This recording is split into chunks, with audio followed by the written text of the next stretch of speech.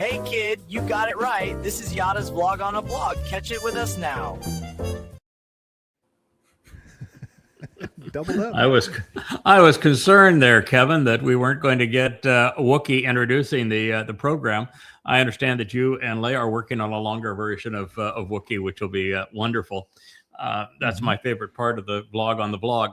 What a vlog on the blog is, for those who may be joining us for the first time, is that blogging became, one of the obsessions of communication. It is the basis of X and of Facebook. Facebook is a social media blog where you have a picture of things and you write about them, or you have a short video clip and you write a few words about it, and that's really all X is, except S is a little bit more of a cesspool of anti-Semitic and other kind of rude, racist, political, religious taunts as part of their blogging. And then if you go to YouTube, which is even more popular, you find that YouTube is a blog where it's a video presentation of people's ideas in a much longer form, because people are more comfortable listening than they are reading. People, this is a short book for me, and it's probably 600 pages, right? People just don't read as much as they once did. That's the reason why we're doing our blog that we post at 12 different places, I think, now in social media. So we're doing a vlog on a blog. It's a very innovative idea where we get to talk about things that are in the news and about posts, so that we can make a much bigger contribution to what's going on in the world. So what do you have up there first there, Kevin? Trump's secret bunker. He spilled the beans on his secret bunker, I guess. Yeah, and that interesting. What the United States did under the Greenbrier. You ever been to the Greenbrier? No, you don't live all that far from it. Oh, you're not a golfer, right? No, I'm not a golfer. Not a golfer. Okay. Well, Greenbrier was this big classic old style Southern resort where you have formal dining. You wear jackets and ties to dining, and it has a lovely golf course. It's camped out in the middle of nowhere. And under the ballroom for the Greenbrier, the United States built its nuclear bunker. There was a White Springs airport that wasn't far away. They made it long enough to take in the big jets, and so they have this built this enormous nuclear bunker under the Greenbrier. And somehow the beans were spilled finally on it, and the Russians knew where it was, and they decided, oh, what the heck, we'll go and build a new one. The new one happens to be not far from Charlottesville under the Blue Ridge Mountains, so it's not hard to find either, but it's buried much further underneath the mountains. So the Greenbrier is a place you can actually go and take the tour of what the bunker looked like, and it's set up for senators, some congressmen, top generals, the president, vice president, his cabinet, all the people that will start the war that don't want to have to endure the consequence of a nuclear war is what it was designed for. And it made some sense, not fair, but politicians don't ever play fair, but it made some sense in that back in the day, from the time that a missile would go in the air to the time that it would impact and explode, you had, 45 minutes, maybe even an hour to get your act together and go someplace. Sure. Mm-hmm. Well, not anymore. Now the missiles are hypersonic. Well, not the U.S. missiles, but the Russian and the Chinese are hypersonic. You have about 15 minutes from the time of launch to kaboom.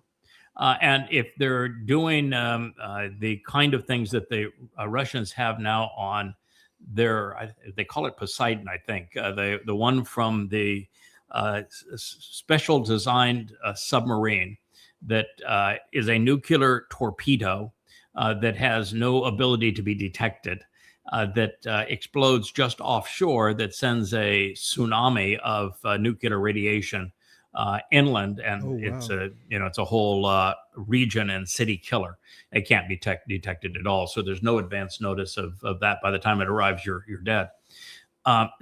So the president, who is going to start a nuclear war, doesn't want. I mean, his advisors say, there is no way to get to that really expensive bunker that they put under the Blue Ridge Mountains, not far from Charlottesville, Virginia. You can't get there, no time. So, come to find out, a big reason for the this ballroom is that he wants to build a Hitler bunker underneath it. Living quarters, bedrooms. Dining areas, kitchens, assembly areas, common areas. It's going to be a Hitler-esque Führer bunker that he's going to build under this daggone thing. So it's just astonishing. And I've been saying, I guess Mar-a-Lago was out of the question. I mean, it's a golf course, but I mean, there's not a lot of basements in Florida. So actually, Mar-a-Lago is not a golf course. It's but it's a private club, but it doesn't have a golf course associated with it. Be pretty expensive land there on Palm West, but or Palm Beach. But no, it's he's doing it right there in Washington. He's got his own little Führer bunker that he's going to build. And so the man that's going to start World War III is the man who is going, well, if he can get his contractors together. So far, all he's done is unsupervised, unregulated, unapproved demolition. He hasn't gotten his plans approved to build it. And he found out, well, he actually had to have those plans approved. And the first architect has left saying, I won't be part of this because what you're asking me to design is so much larger than the White House, it'll make the White House look stupid architecturally. So, well, at least he has a reason, maybe not a good reason, but a reason, right? Well, there's no good reason. I don't want my name on it. There's no good reasons with the dumpster. All right, what do we have second there? Let's see. Common denominator. Yeah, yes. Yeah. So we have some people that are finally doing what I have done for the last 20 years, dealing with what I call common denominators. If you want to think logically, if you want to go from knowing to understanding, you always have to look for the common denominator in things. And the common denominator in terrorism, also in genocide and apartheid and colonialization today, mass murder, is Islam. And so what he is saying is, well, the common denominator among all of these horrendous attacks are Muslims. So maybe the problem is Muslims. What do you think? Maybe. Oh, yeah. Islam is definitely the common denominator. The only people that even remotely in recent history gave them a bit to move the meter was the Irish. The IRA, they were the only ones that ever did a little bit of terrorism, but that was specifically political. But Islam it takes the cake. Anytime something happens, a mass shooting, it's just like, yeah, you're just waiting for them. Are they Muslim? Yeah, they are. Yes, religion they're Muslim. Surprise. Yeah. If you're dealing with terrorism, it's clearly Muslims have a monopoly on it, and it doesn't mean that all Muslims are terrorists, but all the good ones are. The Quran makes it very clear that you can't be a good Muslim if you're not a terrorist. So you can be a bad Muslim and not be a terrorist. The guy that tackled the good Muslim who was killing Jews in Sydney on Bondi Beach, he was a bad Muslim, which made him a good person. And the guy that had killed the 15 people and wounded 50 others, he was a good Muslim, and therefore he was a bad person. So it's. We don't know what percentage of Muslims are good Muslims, but all of the good Muslims are terrorists, and that is the common denominator that we're dealing with here. I actually say that the only one that could rival Muslims on the mass murder side would be Marxists. And we do have a lot of Marxists and Muslims working together to be exceedingly vile and vicious today. A lot of MAGAs also starting to be quite vicious as well. Really tough to be a Jew today. I feel sorry for the Jewish people.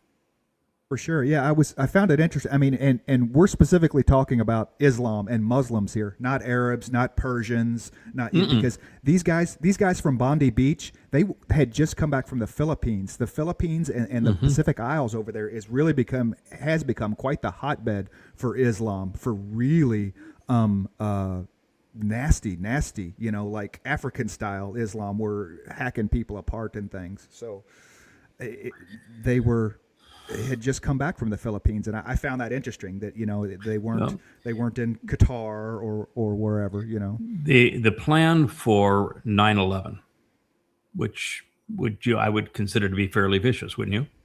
Flying airplanes into Sure. 3 buildings, I'd call that fairly vicious. The plan for 9/11 was written in the Philippines. Ramzi Youssef was in the Philippines. We found the plan on a computer that Ramzi Youssef had written. Ramzi Youssef was the blind cleric later, I think, that also came up with I guess he wasn't the blind cleric, but Ramzi Youssef came up with the plan for the first bombing of the World Trade Center. And then he was the one that wrote the plan for the second bombing. So he also came from the Philippines. Timothy McVeigh of Oklahoma bombing fame. He went to the Philippines just before he did his bomb there. That's why Sandy Burglar, remember, went in and stole the files from the National Archives of the evidence of what had happened there. What he stole is the fact that he had been there and was indoctrinated by some of the more vicious Muslims in Abu Sayyad, the Islamic group in the Philippines, and that's where he learned to create that truck bomb. So yeah, the Philippines has a serious Muslim problem. So yeah, that is a common denominator. We're staying on theme. Right. Islam. Oh my. The Gerald greatest Ford. armada ever assembled. And in my view, America is becoming the most reprehensible nation now on the planet. We commit mass murder at sea. There is no such thing as a narco-terrorist. So if you're absolving your guilt by saying that by killing them you're saving Americans, that's absolute nonsense. First of all, there is no such person who will transport drugs who is a terrorist. They are not terrorists. They are transporters of illegal contraband, and it's only illegal contraband because we decided to have a war on a war on drugs, as opposed to dealing with the problem rationally, which is to curtail demand. Because if there's demand, there will always be supply, and if you make it illegal, then the supply will be exceedingly profitable. So we've created this mess, and the problem is not the suppliers. The problem is the demand. We have way too many people in the United States whose lives are so unfulfilling and so miserable that they have turned to drugs as a way to withdraw. And so our problem is we have serious societal issues in the United States that have caused the use of drugs to be epidemic. I think it's 25%, 1/4 of Americans that uses illegal drugs.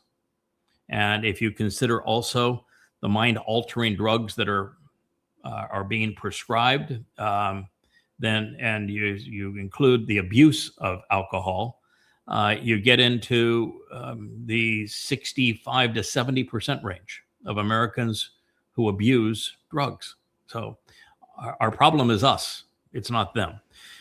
The people who supply these kind of materials are never terrorists. Terrorism is a tactic, and these people have no interest in terrorism at all. So we have no justification under any circumstances for blowing up those boats in open waters. It was all just a pretext for repositioning the Navy to do what it's doing now, which is going after oil. And so it makes us completely reprehensible. Trump also announced that, I think it was yesterday, that fentanyl was a weapon of mass destruction. No. Fentanyl happens to be a very effective drug that has been used by doctors and hospitals for decades. It is exceedingly effective, better than heroin. And heroin also happens to be a very effective drug, like morphine. But morphine, heroin, and fentanyl are all used in pain management. If you've ever had a loved one that has to go through hospice and they're trying to manage the pain for them to pass as comfortably as possible, you know that they are prescribed fentanyl. And so there's nothing wrong with the drug when used as it should be used. And it is not a weapon. It is a drug. And no one is forced to take this drug. A weapon is something that is deployed by typically by a military against another military, or in worst case, against civilians. There's no weaponizing of fentanyl. It's to call it a weapon of mass destruction is to say, I am really insane and I'm grasping at straws, trying to come up with a cause to justify war, because it is not a weapon of mass destruction by any stretch of the imagination. It's totally insane. It's a drug, and it's a drug that has a very useful purpose, and it found a market with people who had useless lives. Now, deploying the U.S. Navy here to rob Venezuela of their oil, that's reprehensible. So we got mass murder and we have thievery. These are not good things. Piracy. Oh, we even stole a tanker. Piracy, thievery, mass murder. And now this is going to be an act of starvation. Because the CIA has been abusing Venezuela for decades now, we've already starved probably 1 million people to death. And what do you think is going to happen here? And when was the last time we tried a blockade around a country? How close did we come to World War III? Within a heartbeat, right? The Cuban Missile Crisis. Cuba? Yeah, right. And then we had a president that had brains. We don't now. And okay, so you're blockading Venezuela. Who is the primary business partner of Venezuela today?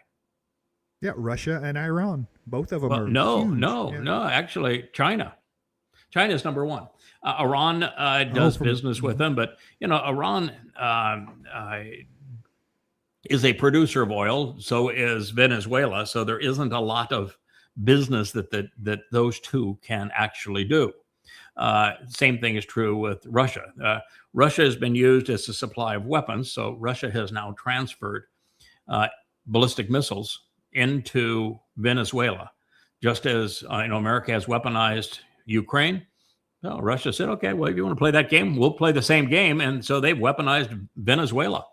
And they only did it because of the United States threatening Venezuela and because the United States is threatening Russia through the Ukraine.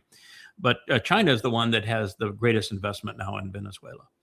And so all China has to say, if you're going to blockade our economic partner, then we will just blockade the United States. And they don't have to blockade the United States with ships. They have to say, rare earths, no more. Computers, no. Chips, nope. Your technology won't run. You've got no market for much of your farmed goods, and you now have no source of the very materials that the few industries that you have and your military complex run on. You're done. We don't need to sell you anything, and we will not sell you anything. You're done. And so that's all China has to say, and we lose. Yeah, they're pushing for that. He was completely the confabulator in chief, as you say, was going from drug boats bad, and then we stole the tanker, and then the other day, like you said, he comes out with, it's about oil. Venezuela stole our oil, and so we're putting sanctions on them. And where in the world did he get the idea that Venezuela, other than when they became communist? I mean, was Sunoco in Venezuela or some private company, not the United States? Whenever they nationalized the oil. And if countries nationalizing business investments, like you look at Saudi Arabia. Saudi Arabia nationalized the oil that American and British companies had built in terms of refineries and extraction mechanisms and ports and all this sort of thing. American oil companies had built out all of this. That's why it was called Aramco, and it's still called Aramco, American and Saudi Arabia, but it's or Arab, so it's Aramco. And uh, these Saudis nationalized it. So did every Muslim Middle Eastern country. They didn't have the wherewithal to extract the oil. They didn't have the wherewithal to refine the oil. They didn't have the wherewithal to transport the oil. And they simply nationalized those assets. So if a country nationalizing those assets, bad, then why do we do business with Saudi Arabia? Right. And Qatar and Kuwait or any of those countries? And what happens is that the companies that have their assets nationalized end up doing quite well, because what the country does, the despot over those countries does, is, okay, well, we'll just make a deal with you. You can have distribution rights. We will give you a certain cut on what we do. And so, because what they need is they need those same companies to be in there to run their facilities and to maintain those facilities. So they can't completely cut them out. They replace the enormous amounts of profit. So they raise the amounts that are charged for the oil. And so it becomes in everybody's worst interest. And the despots, the kings and dictators over those countries take a massive cut. They technically own it personally. But the oil companies continue to make a profit on the distribution. The same thing was true with Venezuela. American companies weren't disposed from Venezuela by Venezuela. It was the United States that precluded these companies from doing business within Venezuela. So we're the ones that threw our own companies out. It wasn't the other way around. So nothing was stolen from the United States. It's all a confabulation, a complete and utter lie by the Donald Dumpster. That's who he is. This island is a good example, because 20 years ago, the plant here, the petroleum plant, was a 50-50 joint venture with the U.S. and Venezuela when we were friendly with Venezuela. When Venezuela nationalized everything, they pulled all their margins out of this plant and deferred maintenance. And eventually what happened? You didn't maintain the facility. It all fell apart.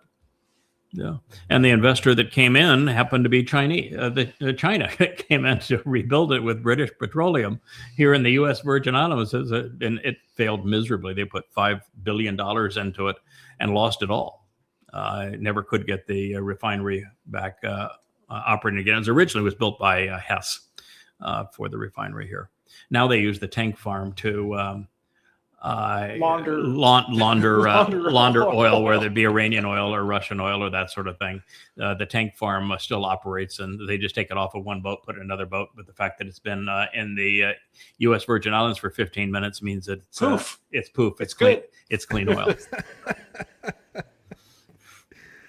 I just want 0.01% cut of that. I could retire. God, these rackets. I'm just so astonished by Elon Musk stock hype. I mean, I swear that the man must have bought X to be his propagandist arm. So here we're looking at Elon Musk saying that the future and the hype on the big IPO for SpaceX will be man colonizing Mars. And I'm here to tell you, it's not like there's a slim chance of that. There is a zero chance of that. I mean, everything on Mars is deadly. The soil, you can't use the soil to grow anything. And matter of fact, the soil is so toxic. And because there's no way to contaminate anyone. If you were to walk outside of the spacecraft, let's say that you actually could get there and not be killed in the process, which, probably one chance in 3. And let's say that you could actually land without this thing falling over and not working once you get there, which is probably 80% likely. If you step out of that spacecraft and you come back in, you're going to track in that Mars soil, and that Mars soil is so contaminated that it'll kill you. And it's a much worse version of the moon regula. The moon regula got into the astronauts' lungs, and because it's just like the Mars soil, it's electrostatic. And it's super contaminated. And so it permeates everything. It destroys equipment, any kind of electronics, any kind of a mechanism that has to function, and you track it in because you can't get it all off because it's electrostatic, and it's just deadly. And you can't grow anything in the Martian soil. It doesn't have any of the kinds of things that Earth soil has that makes it suitable to grow plants. And there isn't the energy to drill for and to defrost the water that's subterranean. There's not the energy to make the fuel to get that thing to come back. There's no way to protect yourself against cosmic radiation unless you live in a cave. And if you live in a cave, why even go there? You can dig a hole in the earth and you don't have any of these other issues. And you can't be away from normal Earth gravity for any length of time without losing your heart, your bones, your muscles, your ligaments, everything else deteriorates. So if you went there, even if you, some miracle, you could actually make food, which is not going to happen. And you could actually make the return rocket fuel, which is not going to happen. And you could actually set up a power plant there, which is not going to happen. And you could successfully do all of this. You could never come back to the Earth because the moment you got to Earth gravity, it would kill you. Mm-hmm. So this is utter foolishness. And he's talking about millions of people there, and no one is ever going to live on Mars. He might, as a vanity project, get people to die there. So what in the world are people thinking about with a $1.5 billion or trillion dollar valuation for SpaceX? And Tesla stock just took a huge spike. He can't sell Tesla. The margins are absolutely terrible. And so it spiked because he deployed in Texas, I guess, some robocabs. But his robocab is horrible. I mean, it's got the front right seat. I don't even know if there's a back seat. I assume there is, but there's no back door, so it's not even easy to get into.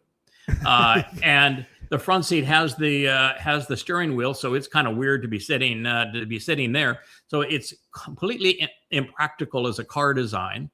And he's 3 years late to all of this. He doesn't have any of the permits for California, which have had robo taxis for quite some time. And the robo taxis in California having a terrible time. They just ran over a guy the other day. They went into a construction zone and a bunch of wet concrete. I mean, they're having serious problems with them.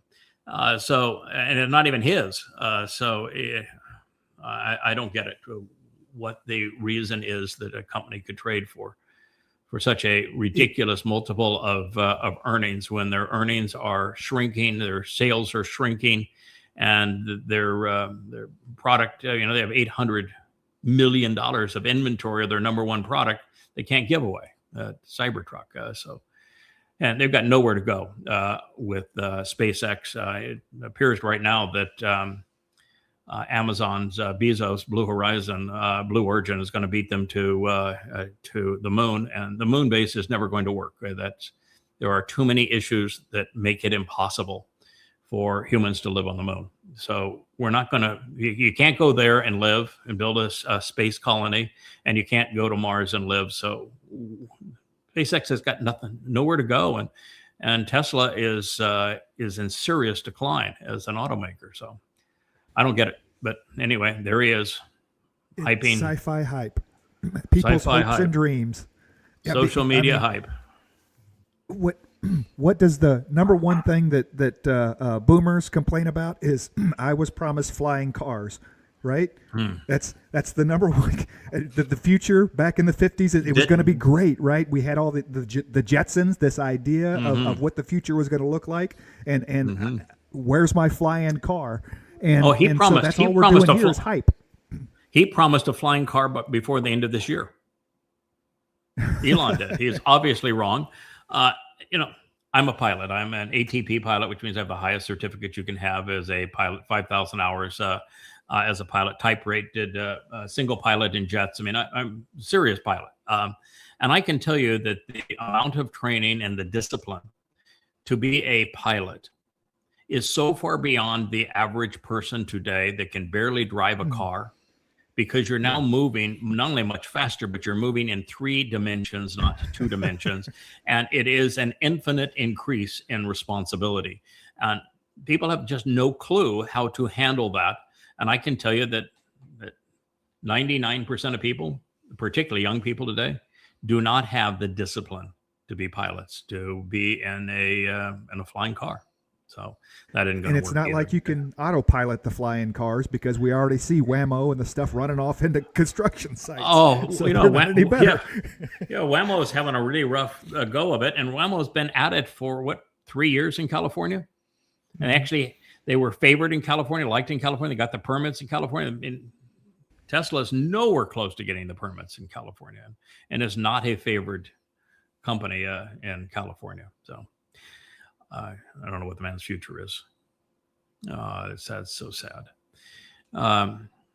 This is the young lady that was murdered at Brown University, and you look at that face, that young woman, and say, you know, she had everything in front of her, and she was just killed for nothing. And the fact that that no one wants to release anything that happened during that murder, when the whole classroom of people would have heard the person, saw the person doing the shooting, and everything is locked down. And now we find that Brown University and the authorities are scrubbing the website of the most likely suspect.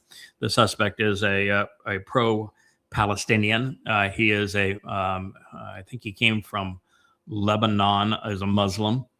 He's also a Marxist, and he's an LGBTQXYZ elemental P proponent, and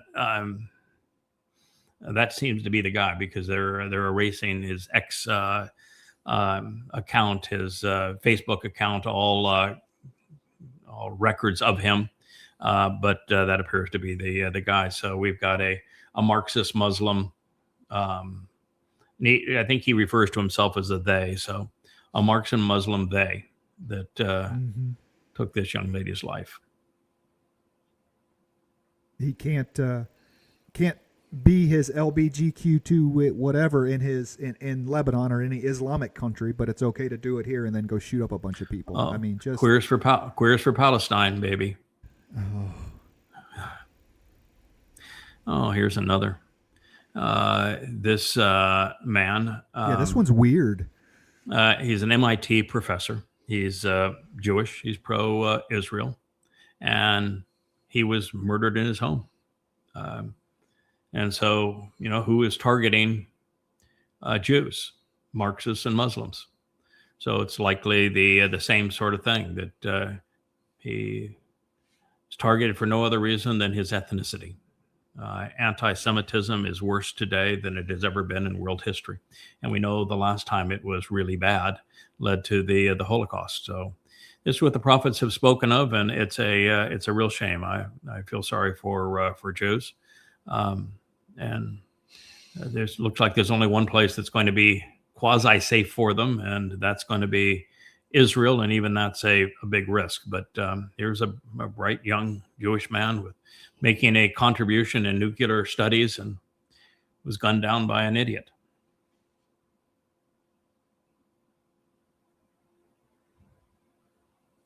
Man, these are really going over well. These they're beautiful. The yada. Mm-hmm. Yeah, they're beautiful. It's becoming stylish to yada yada, and yada means to know. So the whole theme is, do you know? And what there is to know is Yahweh. And so it's yadayah.com, and do you know? And just lots of just beautiful, interesting people that are presented in the know. Are you old enough to remember the Twilight Zone? Did you ever see an episode of it? Oh yeah, absolutely. The John Lithgow episode scared the crap out of me. It's just that damn thing on the wing of the plane. It was like, oh. Yeah. The episodes began with, Imagine, and with this the hypnotic rings that are like this, and now it's being presented. This is a fairly old graphic, but it appeared in my feed today, and I thought I would share it. But imagine a religion whose followers admit that they want to kill you and who are actively trying to kill you. But they say that you have a phobia if you don't want them to kill you. That's how crazy we are. Yeah, it's Islamophobia to say, I really don't want Muslims to kill me. Mhm. And I don't want to be yet they're- around Muslims. It's Islamophobia. Yeah, no, ridiculous. And of course, the thing that the people who protest and call it Islamophobia have never read the damn Quran. The Quran, in the 8th surah, Allah says that there's only 2 types of Muslims: those who have already died killing for him, and those who will die killing for him. So to be a Muslim, according to Allah in the Quran, you have to be either dead or going to be dead because you're a murderer. Mhm. Now, if that's the kind of religion that you think we shouldn't be concerned about, then you're an idiot. You have no morality. You have no judgment. You're just a complete nincompoop. So the whole thing of Islamophobia is just utterly ignorant. The Quran that is one a point death alone. cult. That one point alone is enough to destroy Islam and throw out all the other nonsense that's in it. That one point alone is but there is enough to isn't destroy it. there isn't anything redeeming in the Quran. I mean, I have written the most comprehensive books ever on the Quran. 5 volumes of this is goddamn religion. They take every word of every verse of the Quran. I have 5 translations of the Quran, and I set the Quran in the context of Muhammad's hideous life, so that it can be understood. It's the absolute best way to understand and to expose and condemn Islam ever written. It proves that Allah was sadistic. He spends all of his time in hell in the Quran torturing people. Muhammad was a pedophile. He was incestuous. He was a rapist. He was a ruthless terrorist. He was a mass murderer. He was a womanizer. He was a thief. You just couldn't have a worse person than Muhammad. He never got a single prophecy right, so he was not a prophet. So you got a non-prophet and an ungod, and the surahs of the Quran that were the last to be revealed, those in Yathrib, which became Medina after they had perpetrated genocide against all the Jews. There were some 30,000 Jews in Yathrib when Muhammad arrived, and when he died, there were none. He had sold the children into slavery. He had raped the women, and he had murdered all the men and boys. And so this is a repulsive religion. And in the first 100 years of Islam, Muslims killed 200 million people, a third of the world's population at the time. Wow. Yeah. So there is just no excuse for Islam. And if you don't know Islam, then just shut up about it because you're ignorant. Read goddamn religion. It's irrefutable. 4,200 pages of absolute irrefutable proof that it's a death cult. That's just the reality of it. And there's no one on earth can invalidate that claim. 622 is the beginning of the Islamic era. You know what happened in 622? Muhammad met with some pagan Arabs from Yathrib, and he sold them a bill of goods. He said, we're going to have this religion where you get to steal legally. I want to legalize stealing. You get to keep 80% of what you steal. I get 20% of whatever you steal. And if you live while you're out being a land pirate, then you get to rape, you get to enslave people, you get total control over women. You can beat them, do whatever you want to them, rape them, and you can wallow in all the stolen loot. And if you get killed, my God, I have a special deal with him this week only. If you get killed, you get multiple virgins in paradise. Right. And so the pledge to accept that deal was, we pledge to wage war against all mankind. It's the Pledge of Aqaba. It's the first day of the first year of the Islamic era. Call that a phobia if you wish. Susan Sarandon and all the other nincompoops in Hollywood. They want Marwan Barghouti released. Not because he's a good guy. No, he's a mass murderer. He is a terrorist. He has been convicted of murder and of terrorism. He is actually the founder of a Islamic terrorist militia. And Hollywood is so lost. They're so utterly disgusting, so grossly immoral that they're pleading for the release of the central figure in the second Intifada. Now we're trying to globalize the Intifada. These morons. Bravo, bravo. Yeah, release him. It just, there aren't words to show how disgusting these idiots are, but they're repulsive.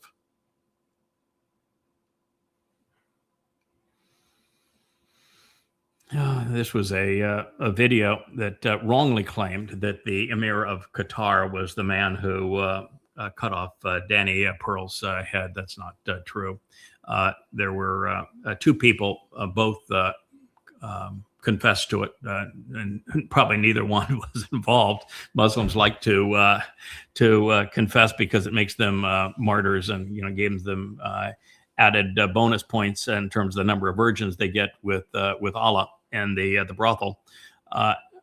Not that you wouldn't have to be a complete idiot to believe that by committing murder that you're going to be rewarded with virgins in paradise. You'd have to be pretty stupid to buy into that.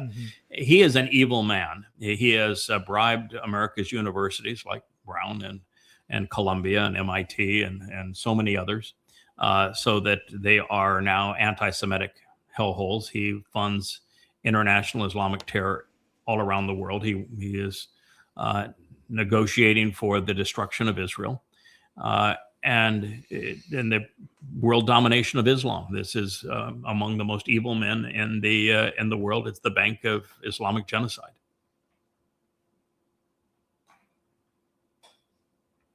But he doesn't get credit for Daniel Pearl's. No, I don't get credit for Daniel Pearl. Not this time.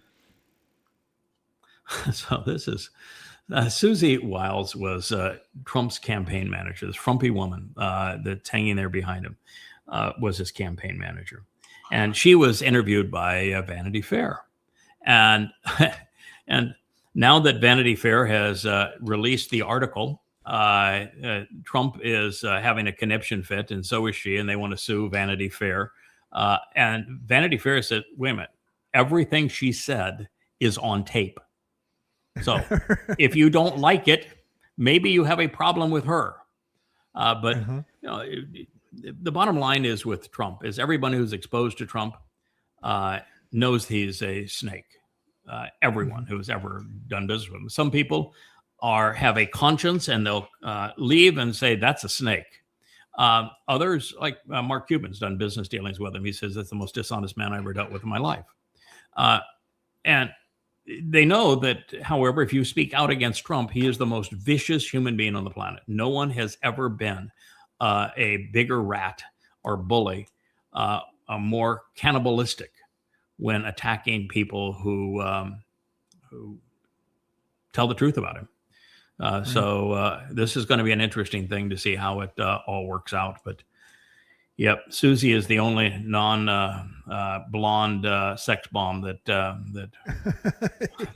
has held a position there. So yeah, so we'll see what happens with Susie. But yeah, not looking good for her based upon that interview. She said that Trump has the personality type of an alcoholic. Trump doesn't drink, so he's just saying that he's comatose all the time. I mean, she said she has the personality of an alcoholic. And then she said that she thought that the work of Elon Musk and Doge was a disaster, and that the things that she said, I couldn't believe that the cuts they're making. And clearly, Doge was an unmitigated disaster.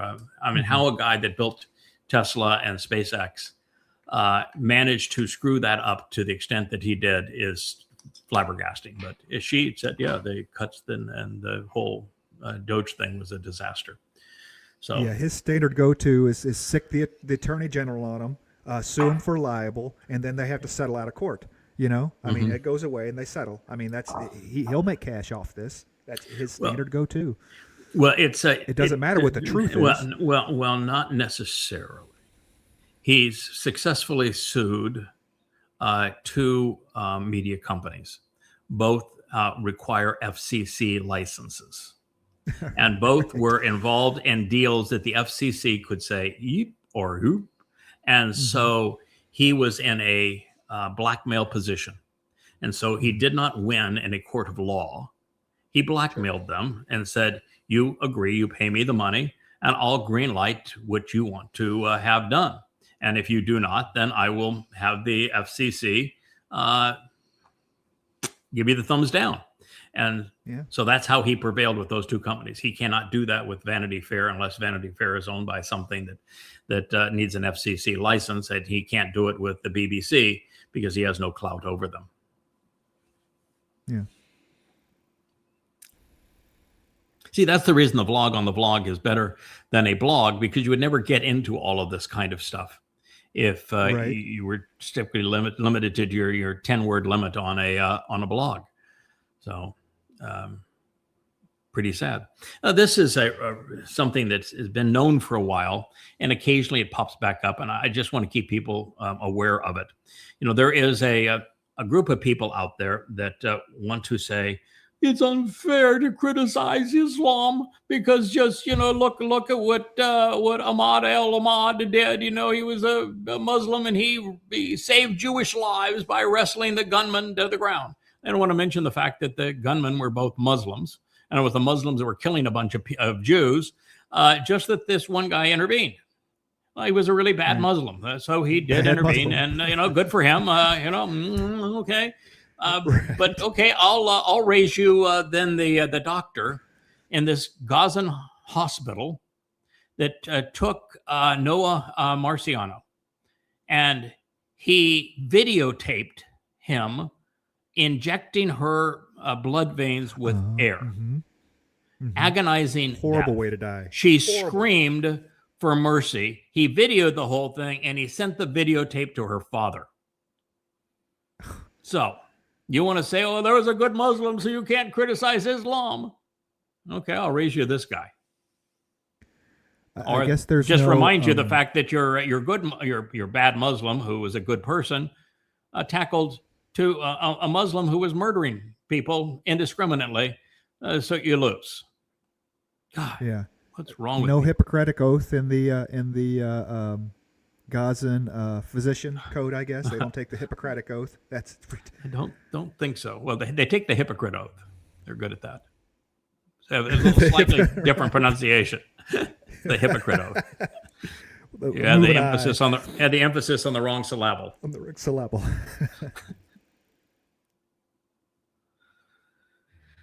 Yeah, this goodness. is Italy, this goodness. I just Turkey, no, Turkey. Yeah, what I can't, and Qatar. What I cannot fathom is how Israel managed to screw itself up this badly. You've been with me for a while, so you know that the morning of 10/7/23, I went to the Era, and we had the Yada Yada radio, and I began writing what is now the open letter to Israel called At War with Religion, which is in volume 1. This is volume 3, but it's in volume 1 of Goddamn Religion. And it's an open letter that tells Israel, this is what I think you're going to do. This is why it will fail. I thought that they would invade Gaza and that then go after Hamas and claim that they could remove Hamas from Gaza. And I said, you can't remove Hamas from Gaza. That is not possible. It will never happen because Hamas is Islamic. Gaza is Islamic. You're not going to remove a religion from a religious community that's entirely that religion with bullets and bombs. It can't be done. And I gave Israel 5 points that they could do that would prevail. Of course, Israel did none of them and proceeded to do exactly what I foretold they would do. But what I could not have imagined is that it would turn out this badly, that Israel would completely level Gaza, destroy the place, and that the Muslims that did Alaska flood were specifically taunting Israel to do this thing. They didn't. 10/7 was specifically designed to be sufficiently savage that Israel would destroy Gaza. That is what they counted on. And with Qatar, they already had all of the pieces around the world set in place to condemn Israel of genocide, even before Israel entered Gaza. because they knew Israel would. That's what they taunted them to do. Israel got played. Israel went and did that thing. And then Israel did not make a decent presentation of their losses. We don't know how many people were actually raped, how many children were actually killed. We don't know the story behind most of the fatalities in Gaza. They were never presented. Israel lost the war of public opinion. And then we had Israel put itself in a position where they were forced to feed their enemy. Those people who were devoted to killing them, they were forced to feed. And then they had to play with their hands tied behind the back because of the hostages, and they had to trade sometimes hundreds of convicted murderers to get their innocent hostages back. In other words, they played right into the devil's hand and encouraged more hostage taking as a result of what they had done. And now they're still forced to feed them. And Trump now, because he's the vassal, he controls, Israel's the vassal. They're a vassal of Donald J. Trump because they turned the rest of the world against them. So Israel now only has one person that is doing anything for them, and he is playing them also because he controls them. So he is the one who has told Israel recently, we don't care that Hamas violated the peace accord. You have also violated it by responding to Hamas, and Trump doesn't appreciate it when you ruin his great peace deal. So we think that what you have done is reprehensible, and we're going to hold you accountable. And oh, by the way, Israel, now you have to pay for the clearing of all the debris in Gaza.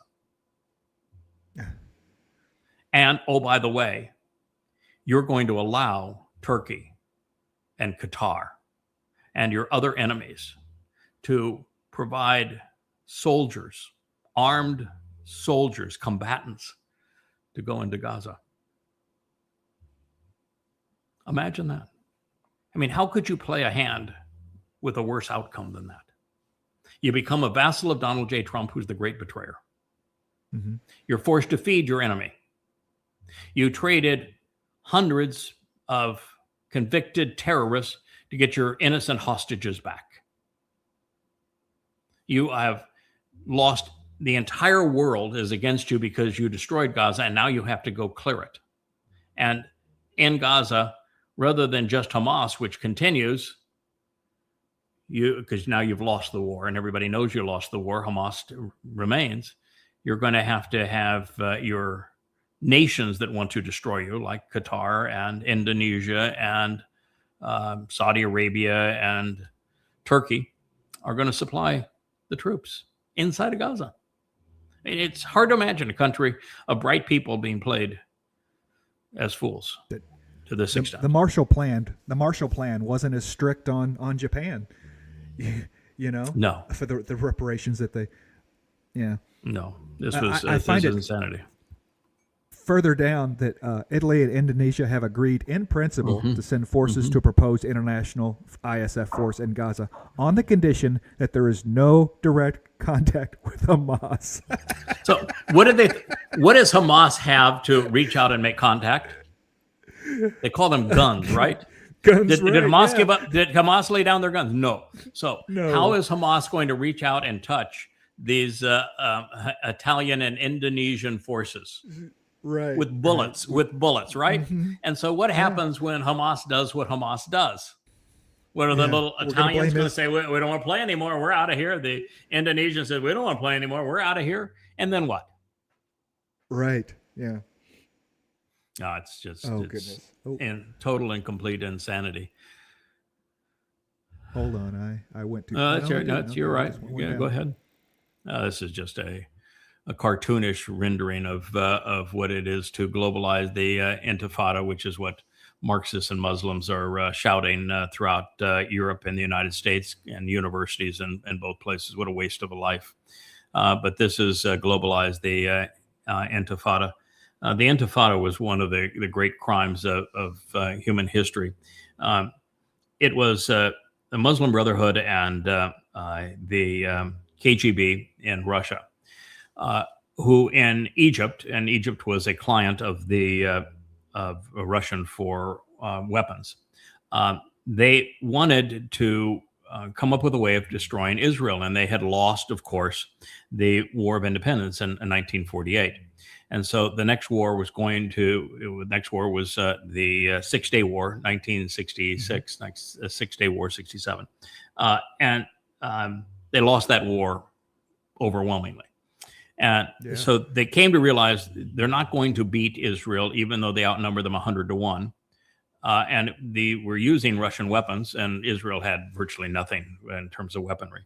And the United States was opposed to Israel at the time. We didn't help them in either one of these wars. We were actually working on the other side because we wanted to sell weapons to the oil-rich countries, and so they couldn't overturn Israel by weapons, and they had this problem. And the problem was that the Muslims in Israel were the wealthiest, healthiest, best educated, freest, and most productive Muslims in the world. And so that was really embarrassing. So what they did is Yasser Arafat and company came up through the PLO, came up with the idea that rather than going into your employer, the people who are educating you, providing for your medical care, taking care of your family, providing housing and the like, and working, because Jews were willing to hire them, and they made a wonderful living there, and educate them and keep them healthy and all that sort of thing. And so they said, no, don't do that anymore. Kill them. And we will pay for slay. We're getting all of this money from other countries. We will pay for slay. The international community will pay you to kill Jews. And that was the Intifada. And we'll take care of your family if you die, if you martyr yourself. Yep. Yeah. Pay for slay, Intifada. Yeah, here we are. The evolution of Christmas. I don't know if Christians have a clue as to how pagan their religion is, but Christianity, the same winter solstice celebration where there is the birth of the Son of God. This is always 9 months after on the vernal equinox, the spring equinox, that Earth is impregnated by the sun to give rise 9 months later to the son of the Son, and the Son was God. So this is the first of these myths was under the name Tammuz and Babylon. And then we went on through the list of man gods that were the product of a virgin birth and an annual death cycle. And the most common to this myth of Jesus was Dionysus. He has almost identical pagan history, and Mithra did too. Mithra was the unconquerable sun, the religion of particularly the Roman legions. Constantine was a devotee of Mithra.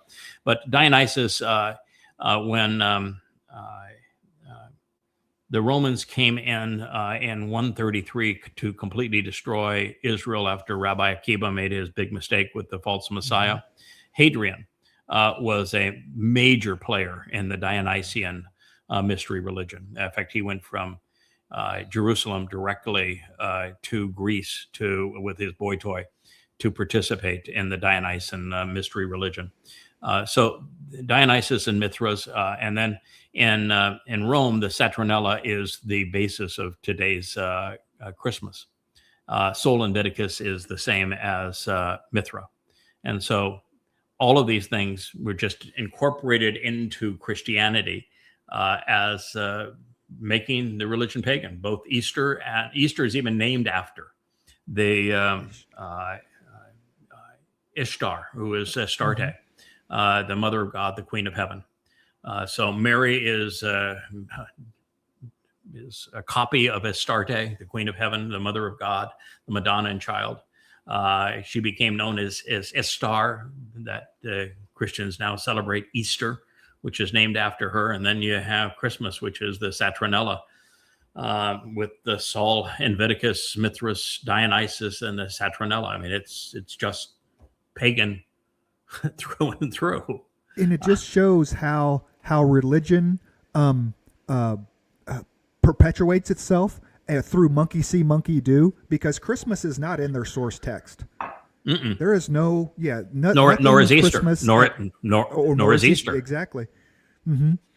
And it's just monkey see, monkey do. That this guy says this, and Nor is Sunday worship. Sunday worship's not in their text either. But Sunday worship is what the pagans did, and Easter is what the pagans did, and Christmas is what the pagans did. And so they just, to spread their religion, they just made the religion acceptable to the pagans, which is why they, Dionysus and Mithra were the number 1 and number 2 virgin born, annually dying, and resurrected gods of paganism. They just said, we'll just incorporate all of that into our religious synchronism, and it'll be a much easier religion to perpetrate on the masses. They'll be easier to control if we give them what they're accustomed to, including a virgin birth with a Mary, Queen of Heaven, Mother of God. It's all pagan rubbish. No validity to it whatsoever. It doesn't get any better with Martin Luther. Hey, we can't read the Latin. We want it in our own language, right? And so we can read the text. And yet here we still are on Sunday with the Christmas. It's like, God. Yeah, Martin Luther was just a ridiculous, disgusting anti-Semite. I mean, he knew that what his basic issue was that the Roman Catholic Church was making a profit by selling indulgences. If you wanted to go off and rape somebody, or you wanted to commit murder, you could do so, so long as you paid the Roman Catholic Church for the indulgence. And so they were selling them and making a lot of money selling indulgences. He got pissed off at that and said that's a really bad idea. But he didn't have any problem killing Jews because he was one of the most repulsive anti-Semites in the world. So that was not a very promising thing. It's a pretty frightening little video here. It's got three kids. One calls Beelzebub, and one is Lucifer. And so the person who put the thing together doesn't know what he's talking about. But nonetheless, the thing that I wanted to say is that while Christian countries have banned this little video here, which is why I'm interested in showing it. And while I'm acknowledging that they don't know what they're talking about, and Satan doesn't look this way, Satan is actually the god of religion. So if you want to know what Satan is like, you will find him as your dead god on a stick, and as the baby and mommy's arms, representing all the pagan nature of Christianity. He is the Hashem of Judaism. He is the Allah of Islam. That's who Satan is. And if you want to know his nature, read Isaiah 17, or, go into this series of books. It's in the Observation series that does the most comprehensive presentation of Isaiah 17, where Satan's very clear. He doesn't want to be known as the adversary. Satan means the adversary. He doesn't want to be known as the adversary. He wants to be worshiped as if he were God. And so he became the god of these religions. Boo-hoo. Boo-hoo. Oh, yeah.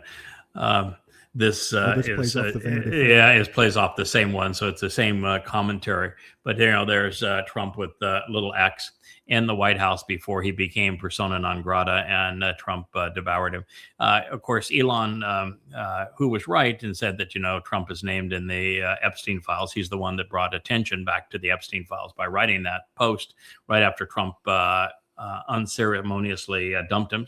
Trump was just mean to him after Elon got him elected. And Elon got him elected. He spent $300 million in the swing states at the last minute. If it wasn't for Elon Musk, Trump would be in jail today and be bankrupt. So if he was a normal human being, you would owe that man a lot. But they were really terrible together.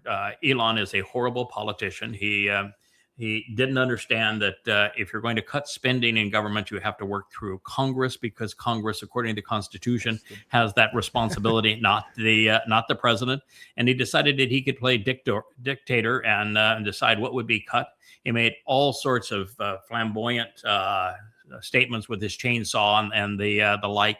And every day he had a new release about who's going to jail and who was stealing what and what was happening. And never once was there an indictment. Never once was there a conviction. Never once did he validate anything that he made as a claim. and he just was ransacked everything, and the courts overturned everything because the president doesn't have jurisdiction over such things. It's the Congress, and he didn't want to work with Congress. So he made a mess of it. And then he had to go slinking back to Trump because, well, his electric vehicles don't sell without subsidies, and his SpaceX is his largest customer is the U.S. government. And I'm convinced that Optimus and Starlink have a huge government investment, which means eventually both are going to be used against us. Sure. I think that man is not what he presents himself as. Yeah, the only reason to have Starlink phones isn't a convenience issue. It is a control issue that you can give out phones that anywhere you go, that is the only network you find. Yeah. Well, I think actually it's going to end up being you can use any phone, and I happen to use Starlink here on this island. It's the best form of connectivity, most reliable form of connectivity we have on this island. It's got its issues, and there is no such thing as customer service with any one of Trump's or with any one of Elon's companies. But it's a decent product, and if all cell phones can connect through it, no matter where they are, then there is better connectivity of the world, better communication. That's a real positive thing. If it actually happens that way, it'll be one of his companies that actually makes a positive contribution. I just am looking at what he has done in the past and listen to what he is saying, and I suspect there's going to be a nefarious issue that arises here. It's just my conclusion. It's just like SpaceX. With SpaceX, there is literally nowhere to go, so all he is doing is selling hype while launching satellites for the U.S. government. This is the one you want me to? Yeah, this is it easier for you to read it? I can. Yeah, I can read that. It is genuinely startling that the president of the United States would send out a tweet from Trump Social or Truth Social that would say these kinds of things, and it's flabbergasting that we have a president that's this deranged, this out of touch with reality, that thinks that it's going to somehow work out for the United States to blockade a country so that we can steal their oil. Yeah. Saying those things on a microphone is one thing. Writing them down is completely different. I mean, you had to plan that out. You want me to go ahead and read it? Yeah, go ahead.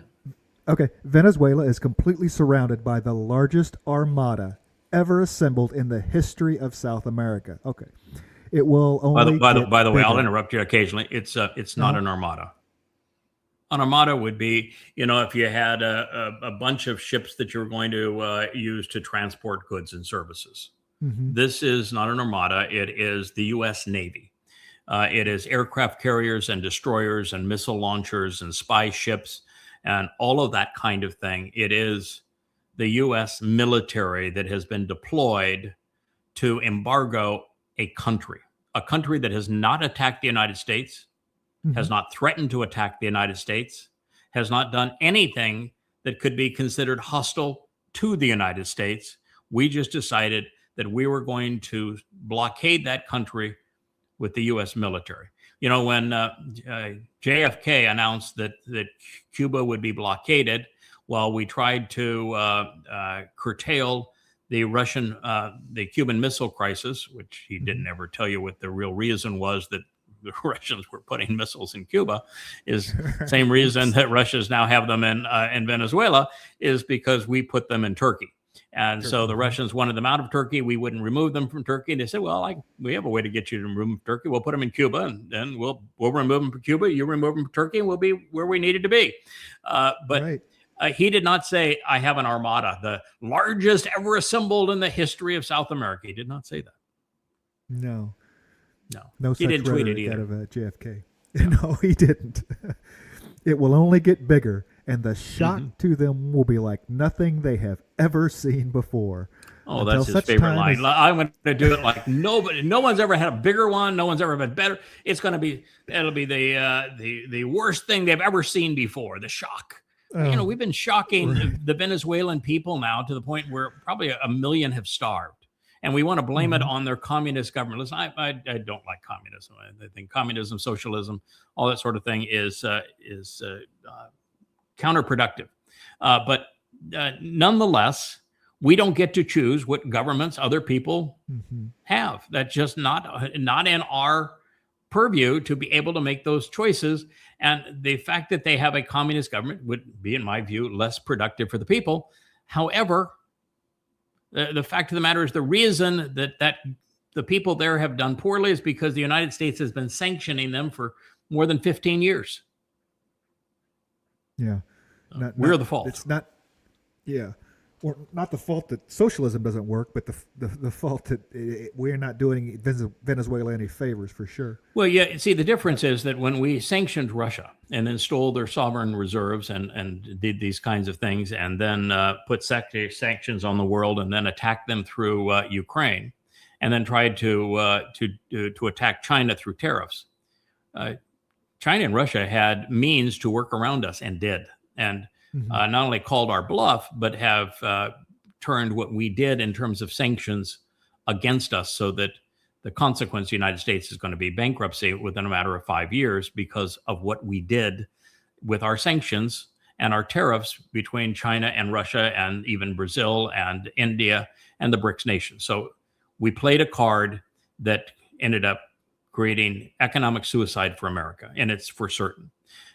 Venezuela, with 30 million people in South America, did not have the wherewithal to respond as Russia and India and Brazil and China did.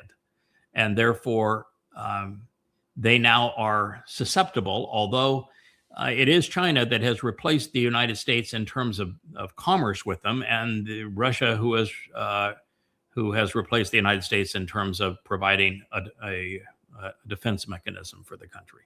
But go ahead. I'm sorry. Oh, I'm not sorry. That's the best thing to do. You read it and I'll comment. It's your show, man. Until such time as they return to the United States of America all the oil, land, and other assets they have previously stole from us. The Now, wait a minute. Wait. I don't know where I was, but somewhere I missed the fact that Venezuela was Venezuela and not southern Florida. Did I miss? Is there some point where Venezuela was part of the United States and there was a succession movement and they withdrew for the United States and they stole this land away from America? Is Venezuela somehow in U.S. Territory where the U.S. Could claim that the oil beneath Venezuelan territory belonged to the United States? Yeah. How does that work? Is Venezuelan occupied United States? Yeah. Where is that place? Is there any place here that you could get even within a zip code of sanity?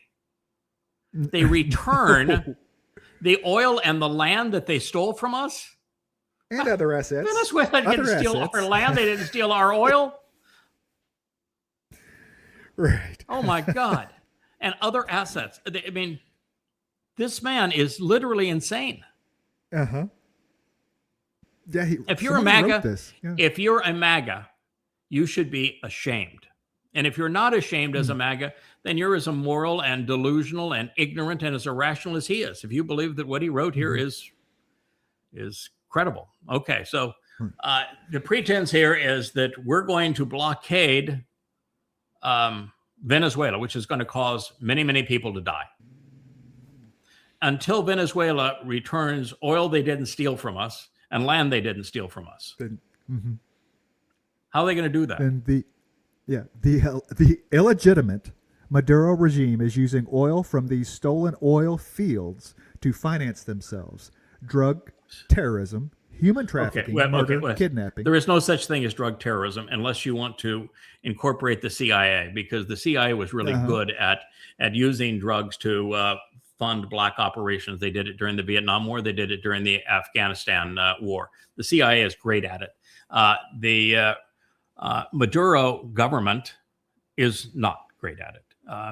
The government supplies none of American drugs. Cartels operating within the country supply about 5% of American drugs. No cocaine, though, and no fentanyl, other meaningless kinds of drugs. So Venezuela is not a drug supplier to the United States of any consequence. None. And the government is not part of a drug cartel. That is an absolute lie. And the notion that the government is illegitimate, well, that would be, 50% of the governments around the world. Installed by the CIA.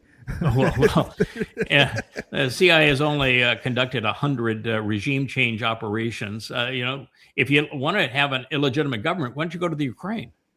Yeah, Zelensky. Yeah, That's an completely illegitimate government.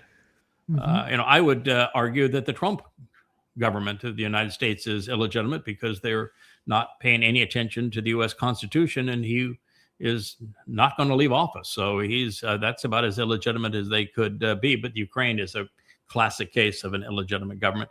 But why would you assume that Saudi Arabia is a legitimate government, or Kuwait, or any of the Middle Eastern fiefdoms? Look at Egypt, which we do business with. That was a military coup that was sponsored, of course, by the United States. Or look at the Islamic State that he's Trump's all buddy. He's handsome and he's a great fighter. He's my guy. I'm going to support him. It's the Islamic State. And the CIA was responsible for having the United States upend the Assad regime. So illegitimate governments are the work of the United States. We are really good at being bad in this way. So there is no legitimacy to what he has said now. The Maduro regime is not a narco regime. They're not a terrorist regime. There's no terrorist acts that are being perpetrated by them. And they are less illegitimate, or more legitimate, than most of the other countries the United States wallows in. For the theft of our assets and many other reasons, including terrorism, drug smuggling, and human trafficking, the Venezuelan regime not involved in human trafficking. If you want to involve in human trafficking, go after Saudi Arabia. Yeah. If human trafficking means something to you, go after Bahrain or United Arab Emirates or Qatar, where the slave trade is huge. So no human trafficking there. This is all a pile of absolute lies. He's not out killing people either. He's not kidnapping people. Oh, but guess who is really good at murdering people and kidnapping people? The United States. Yeah. Well, they just did blowing up the boats. So we just pirated a boat, didn't we? A tanker. Mm-hmm. And we blow up all the other boats. So that you want murder, that would be it. Yeah. If you want drug trafficking, the reason there's drug trafficking in the United States is because there's a demand for drugs in the United States. You know why there's a demand for drugs in the United States? Because we have so screwed up the country. And I hate to use we with the United States because I'm an expat, but the United States is so screwed up its country where there really is no productivity. There's education has become indoctrination. People's lives are so unfulfilling and miserable that they're drugging themselves to death. It's not Venezuela's fault. It's not even Colombia's fault. It's the Americans' fault. We did this to ourselves. I hate to use we again. I'm an expat, and I'm glad I'm an expat at this point. Right. The Venezuelan regime has been designated a foreign terrorist organization. Therefore, today I am ordering. Yeah, he called them a foreign terrorist organization. Why not? If you want to know terrorism, the United States literally created Al Qaeda. We created Al Qaeda in Afghanistan because we wanted to rent the Taliban from the Pakistani government to attack Russia. We created Al Qaeda. That's a terrorist organization. The United States created them. The Islamic State is the one that replaced Al Qaeda, and we created them through the Awakening program. If you want a nation that sponsors terrorism, the United States. It's not Venezuela. And what is the United States doing when they attack Russians through Venezuela? We attack Or civilians through the in, Ukraine. in Yeah, Russia through the Ukraine. through Ukraine. Yeah, that's terrorism. We're the terrorists, not Oh. not Venezuela. We're blockading them. They're not blockading us. Right. We're Therefore today, yeah. Therefore, today I am ordering a total and complete blockade of all sanctioned oil tankers going into and out of Venezuela. Into Venezuela. Okay. Venezuela's an oil exporter, right? Yes, they have the largest we oil want, reserves we want in the world. We want the empty oil tankers too. The ones returning from some place that are going to Venezuela that are getting ready to fill up. We want to take those too. And by the way, and who sanctioned that when it says all sanctioned? I love his caps here. Complete blockade on all sanctioned oil tankers. Who issued the sanctions? Who issued the sanctions? It's got to be the United States because OPEC. There you go. It's the yeah. United States. Yeah, so the United States says, "I sanction you now. Now that I have sanctioned you, I can steal you." It's a shopping list, essentially. Then.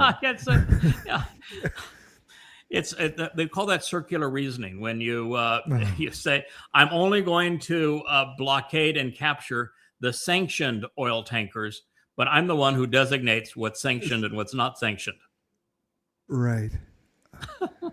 Going into the illegal aliens and criminals that the Maduro regime has sent into the United States during the weak and inept Biden administration are being returned to Venezuela at a rapid pace. Yes, I'm sure. He just has to blame everything on Biden. You know, I was always laughing at Biden because it was always weekend at Bernie's because it was obvious that he was comatose even during the election campaign. And I pointed out that he had dementia during the election campaign. It was obvious to me, and now it became obvious to everybody 4 years later. But comatose is better than demon possessed. I want to tell you by a long shot. Day of the week. I just want a government that'll leave me alone.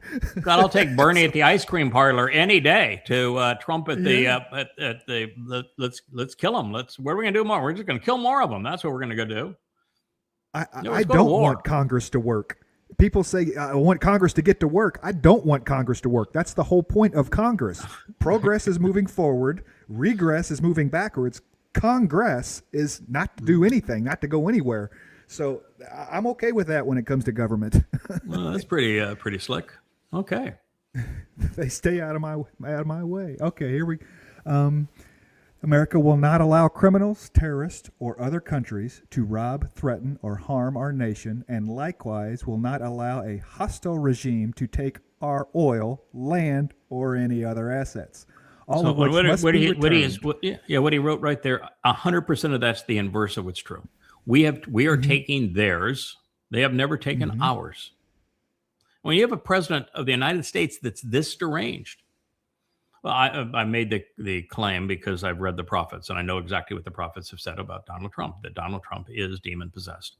And they're really clear. They give a vivid graphic depiction of Donald Trump and his time and what he is doing and the nation that he rules over, even speaking of its drug problem, and describe Donald Trump to a T. And clearly they're right. He is demon possessed. It is your cluster B, isn't that what the cluster B narcissist?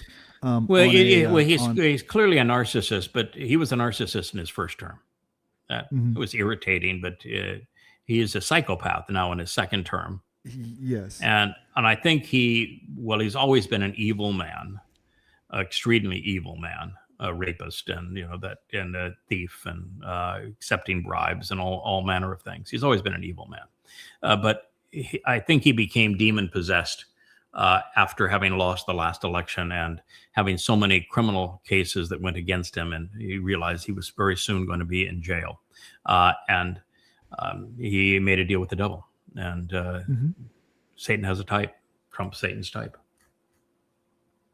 And now for the punchline.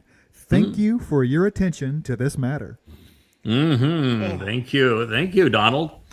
Yeah, thank you for your attention in this matter. He is the asshole in chief of the United States, and so I'm flabbergasted that there are 30 some odd % of Americans that support this man. It says that you and your religion and your politics are grossly ignorant, irrational, immoral, disgusting.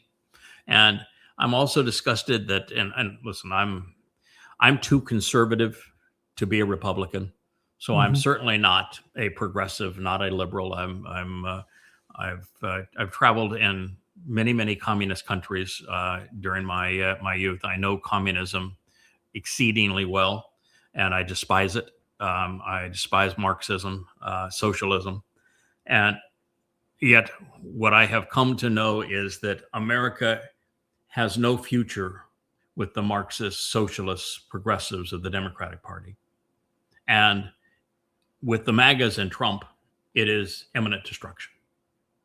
Mm-hmm. There is no hope for America. It's suicide. It's over. Yeah. It is. Yeah. It's a suicide pact.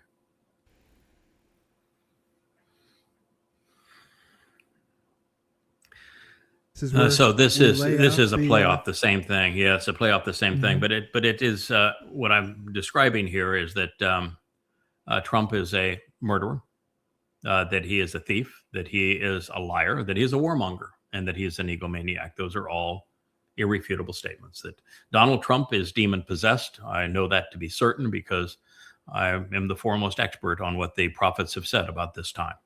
And if you want to challenge that, or if you want to validate it, that book that is behind you, the book's actually bigger than you are, Kevin. Not in reality. Well, I've got one right here. There's my version of it. See, when I hold it up, I'm bigger than the book. But when you're showing there, you're almost in the configuration there. Anyway, this is it's called a time of trouble. It's Eth Sarah. It's about the 7 years that is the time of Israel's troubles, but it's world tribulation. Most people are going to die.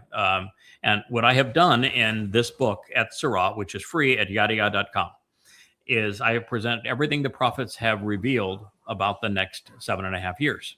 So you can know exactly what's going to happen, who's going to do it, who's what. Like I'm very clear in revealing that it's Donald Trump who is the person that Christians have thought to be the Antichrist. He's the great betrayer, and precisely what he's going to do in terms of betraying Israel and affording a fake Palestinian state carved out of Israel's heart. It's going to happen, and it's all laid out right here. So if you want to know what the next 7.5 years are going to bring, you can go to yadayah.com, and you can go. It's the 9th volume of the Yada Yahweh series, and you will find this book, and it will tell you everything you need to know about Donald Trump and about world war. He is going to destroy the United States economically and militarily, and he is going to destroy much of the world. And it would all be for naught if it were not for the events that are going to transpire on Teruah in September of 2033. So Eth Sarah, time of trouble. In my mind, the best part of this book is the Daniel material. I mean, this is Daniel being unsealed for its time in history.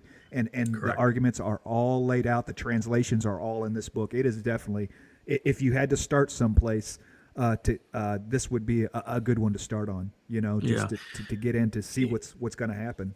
And Kevin, the catalyst to get into this, to describe Donald Trump as the great betrayer, and to align the timing of the Shavua Teruah harvest, to know the timeline, to know the role that everyone's going to play, including the two witnesses, and when they arrive in Israel, and when the exact date that Trump makes the announcement that he's a god.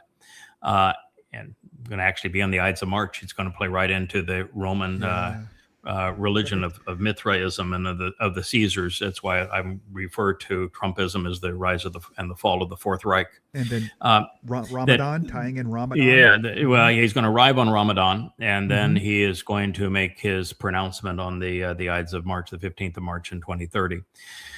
The principal foundation upon which Daniel is understood, and it's not Daniel, it's the prophet. It's two fellows that are actual prophets, Gabriel and Michael. They are Dod and Yada. They're not angels. No, they're they're not. not angels. I've tried to pull that off before, and no one's ever bought the angel. You're no bit. no No, angel, huh? I am no angel. No, I have a lot. Listen, I like them as Malak. They are responsible for my protection duty. Even though Absolutely. Wookiee would like to think that he plays a role in that, but no, the Malak are very, very important to me. But no, I am a Malak, and he actually carry the title, but not in the sense. Well, actually in the sense of being spiritual, because we As got the being seven a ruach cherubim.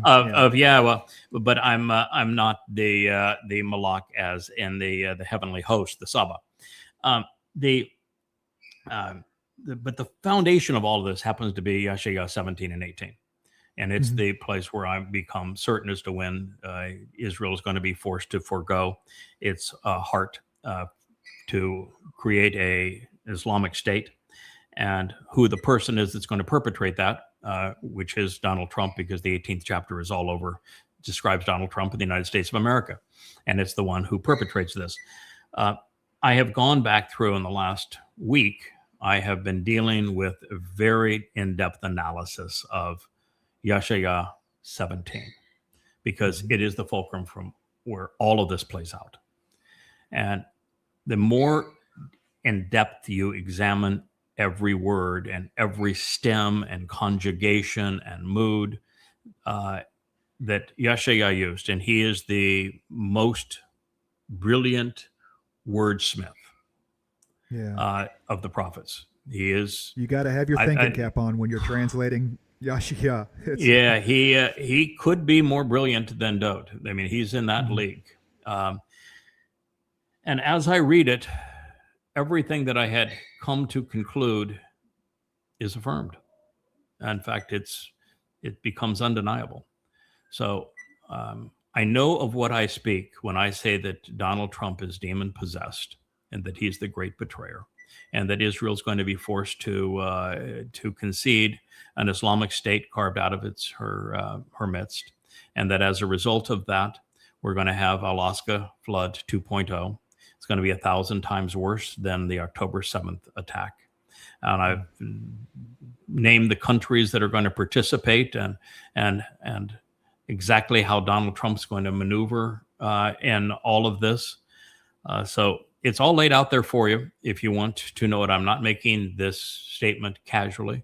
You know, I had somebody write when I said that Donald Trump here is demon possessed. They said, "Oh, that's scary." You know, it's like, who are you to say that? Well, that's who I am. I know more about what the prophets revealed of this time than anyone ever. As you said, it's the first time the book of Daniel has actually been unsealed, so that it can be understood in great detail. And I've written it all down, done shows on it, and this is where we are. So, Yada Yawa et Sarah, Time of Trouble, Volume 9.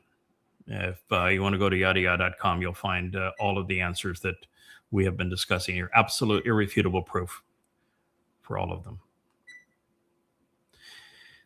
This next one, Kevin, bothers me because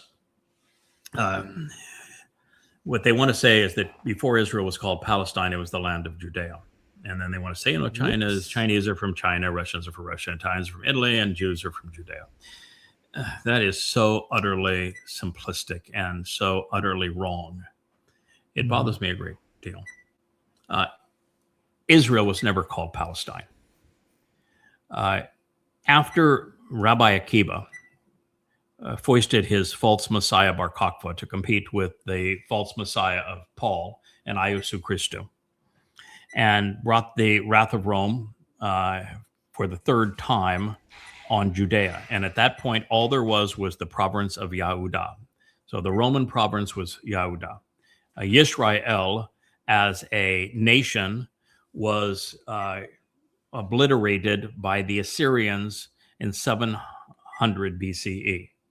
And so the Romans came in under Rabbi Akiba to confront Rabbi Akiba and Bar Kokhba in 133. So we're dealing with 800 years after Israel existed. So there was no Israel. Israel in 1000 BCE was unified under King Daud, the actual Messiah and Son of God, unified Israel, defended them in Israel as a united country, and he acquired both Jerusalem as its capital and the Temple Mount, and built the city of Dod there. So it was Israel, and it's actually Yisrael. It means individuals who engage and endure with God. It was Yisrael in 1000 BCE under King Dod. After Solomon's horrible rule, where he incorporated pagan religious themes into his government, shortly after Solomon's death, Israel became a separate country, the northern kingdom, separated from Judea. And then in 700 BCE, the Assyrians hauled away the 10 tribes comprising Israel. And, you have during this period, too, the great prophet Elia having his retribution against the political and religious establishment in Israel, with even against Jezebel and the like, and performed the dress rehearsal for what we're going to witness on Teruah with the sacrifice of the bull in 2033, which is why Elia is coming back as one of the two witnesses. So it was the province of Yehudah that was all that remained from 700 BCE on. And so Jews are not Jews. They didn't become Jews until the letter J was invented in the 17th century. So they are Yehudah, Yehudem, Yahud. Yahud is actually a compound of Yahweh and Dod, the very Messiah we've been talking about, and the Son of God, the former and returning king. So the truth is, it was Yisrael in 1000 BCE. When Hadrian came in 133 as the third of 3 Roman assaults on Yehudah, a province of Yehudah. There was no J in Latin either, so it was not Judah. It was the province of Yehudah. And essentially destroyed it, hauled Jews away into the diaspora, crucified hundreds of thousands of Jews, and the previous attack under Vespasian and Titus had torn down the second temple. So there wasn't much left, but it was the province of Yehudah, and the people who lived there were Yahudem in the plural, Yahud in the singular. And so if you wanted to make your point, it's Yahudem are from Yehudah. Mm-hmm. And then you would be correct.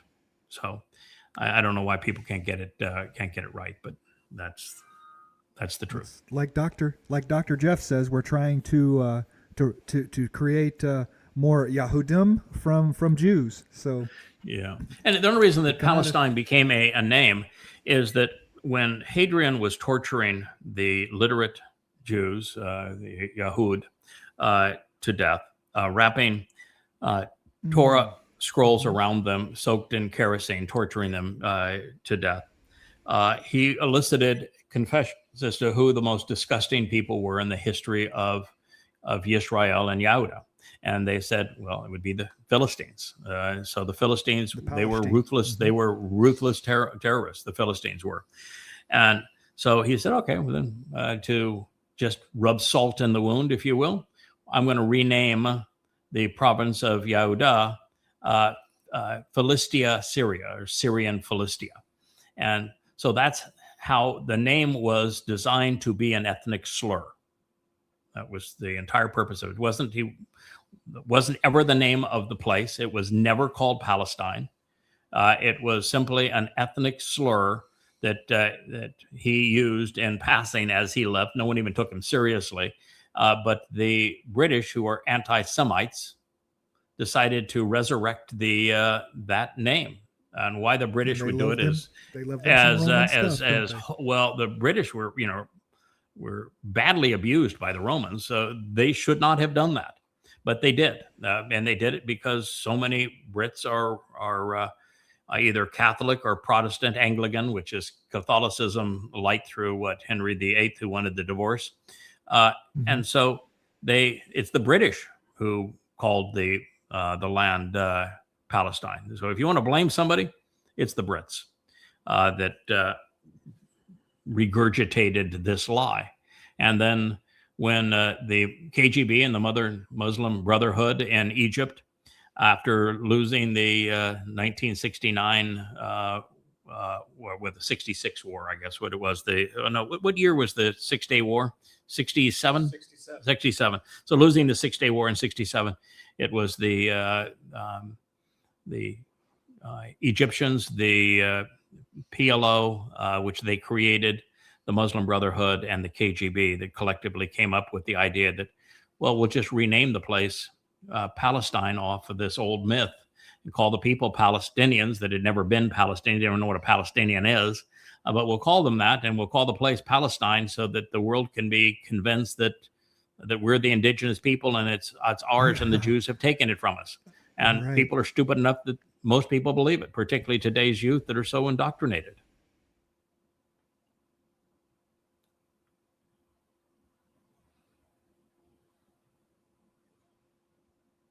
Is this the Bondi? Oh yeah, that's the video. There is actually not graphics. I don't know why Facebook covers it up, but what is It's it's got so a nice sad handle when you bar in it. watch this, and it's a long video. It plays for, I don't know, 15, 20 minutes.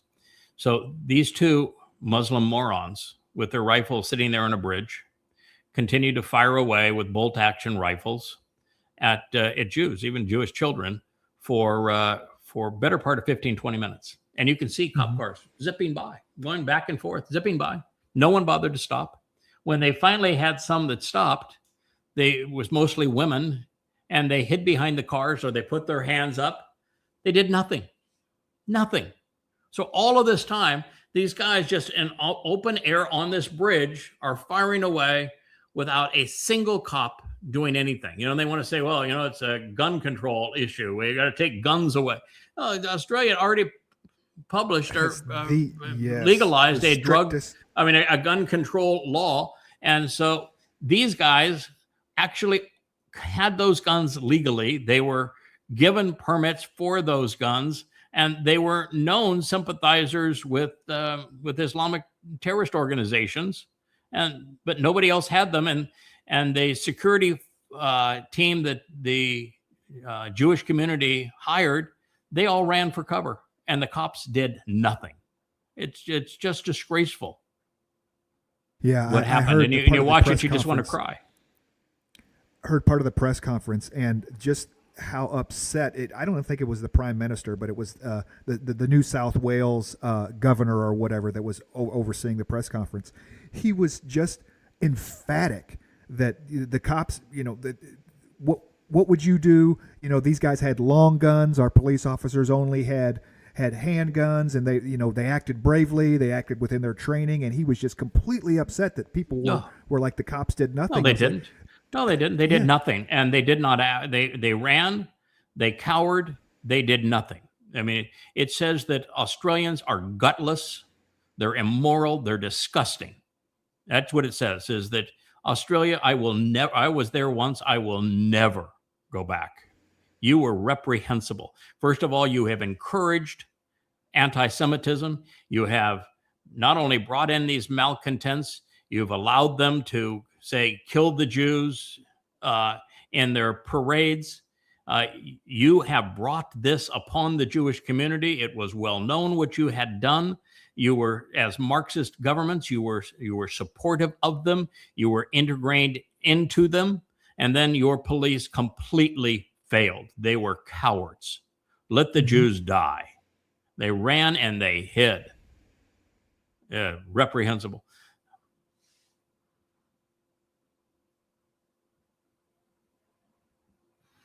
Yeah, this is an interesting graphic here. This is an image generated based upon what we have come to know about the Milky Way galaxy, our galaxy, and it's like our universe. It's very thin. You know, why it would be thin without being designed to be thin is curious. There are some stars in a belt below and above the main disk, but virtually everything is in that disk, and it's just as flat as it can be. And we're about halfway out, a little more than halfway out, between half and 2/3 of the way out in one of the arms. And there nobody really knows because we can't see through the center of our galaxy. Too much commotion there, too much gas and a black hole and that sort of thing. So we can't see through the center of our galaxy. And therefore, we can only estimate the number of stars in it, but the estimate's about 400 billion. And we can't even get to the nearest cluster. There's a 3-star cluster that is near us. It's of little dippy stars. They're red dwarfs. I mean, they're nothing of any consequence. I don't even think you can see them with the naked eye. And they're the closest to us. They're about 4 light years away. And we have a 0% chance of ever getting to the nearest stars. 0. And yet there's 400 billion in our galaxy. And beyond that, we're one of 2 trillion galaxies. And beyond that, the galaxies only represent 5% of the known universe. The other 95%, we don't even know what it's made of. We just call it dark. Dark energy, dark matter. But we know it's there. We just don't know what it is. That's why we call it dark. We call it dark because we can't see it. I found it interesting. I think it was Zachariah quoting Dode talking about how the universe is flat, and he uses as a plate. The universe laid out as a plate, and it's like, wow. If that's not something that just shows you how inspired, that you're really, these guys are really speaking for Yahweh, there's no way we didn't even know this. There's no way that back then they could know that unless they were getting inside information. Right. And regularly the terminology is used that the universe is expanding. And we did not know that until the Hubble constant, when we found that through the redshift that galaxies are moving away from us. So we did not know that the universe was expanding. We thought it was actually a steady state. Einstein was convinced it was steady state. And through the 1940s and 50s, it was believed that the universe was steady. And we have now learned that it is expanding, and that was the conversation that God had. And God actually was the first to use the term Big Bang. And so he talked about the initiation of the process with the Big Bang. He also was the first to say that the universe began with light, and that it was light that coalesced ultimately energy into matter. And when you try to age the universe, all you can do is age the universe from quark confinement when energy became matter. Energy and matter are the same things. They're just different amounts of the same things. That's what E equals MC squared represents. And God described it quite accurately. And the other thing that he said that wasn't known until about a year ago is that the star nurseries occurred in vast fields of water. And now we found that there are places out there that have the equivalent of water of like millions and millions of Earth oceans. And so it is in these star nurseries in the nebula. And now we have found some that are just unfathomable seas of water. So everything that was described, including Big Bang, including the duration of time, because God says that from the perspective of creation, it was 6 24-hour days that the process took. And we now can measure the cosmic background radiation from the Big Bang, again, the term that God coined 3,450 years ago. And when we divide the 14 to 15 billion years that the universe is old by the dilation of time recorded by the cosmic radiation background from the Big Bang, it's 10 to the 12th power, and you divide 14 billion years by 10 to the 12th power, you end up with 6 24-hour days. Pretty impressive. God's really smart. Yes, indeed. Indeed he is. His metaphors have legs. They do. Yeah, this is the weasel in chief trying to finagle how he is going to put Islamic troops in Gaza. And it'll be the same policing force that will be used in the Fakistanian state, the Islamic State carved out of Israel's heart. And so what he's going to do is going to put Egypt and Turkey and Qatar and Saudi Arabia and Indonesia and all of these countries that are devoted to the destruction of Israel. Mhm. He's going to have them with weapons supplies and U.S. Commitments to defend them Yeah. in Gaza, where Hamas is still armed and deadly, and they're going to have that same police force in Fakistan, and sitting right by Erdogan, who is the Messiah for the Islamic world and constantly calls for the destruction of Israel, as does Wow. Qatar. This is why the United States is named as the great betrayer through the prophets. This is what Donald Trump is maneuvering to achieve. Just a powder keg. I mean, having a flagged military Turkish, any one of these countries in Gaza, all they have to do is take fire once accidentally from Israel, be in the wrong place at the wrong time, and it's an act of war. I mean, it is just absolute powder keg. Yeah, one of the things that's interesting when you are really diligent on translating Yeshaya 17 is that the catalyst for the state of terror that is carved out of Israel is Israel's bombing of Damascus. Yeah. So just as we saw Israel bomb Tehran, and we saw Israel bomb Beirut, and we saw Israel bomb Gaza, the Islamic State that controls, Jolani's Islamic State that controls Syria, has a principal goal, and that is to develop enough weaponry to play the lead jihadi role in Alaska Flood 2.0. And they're already marching in the streets, claiming that they're going to go kill Jews. And so Israel is going to do what Israel does in these circumstances, which is a preemptive strike, according to Yeshaya 17. And it's that preemptive strike that ultimately leads to the dissolution of Israel. So, and we have Trump telling Israel, "Don't you dare bomb or attack Syria." So we'll see how this plays out. But Netanyahu cannot survive without war. He's made Israel a vassal of Donald Trump and has put Israel in this position where they're carving Israel up. And so it's astonishing that Donald Trump is popular in Israel and that Netanyahu is popular in Israel when they're the very people who have destroyed Israel.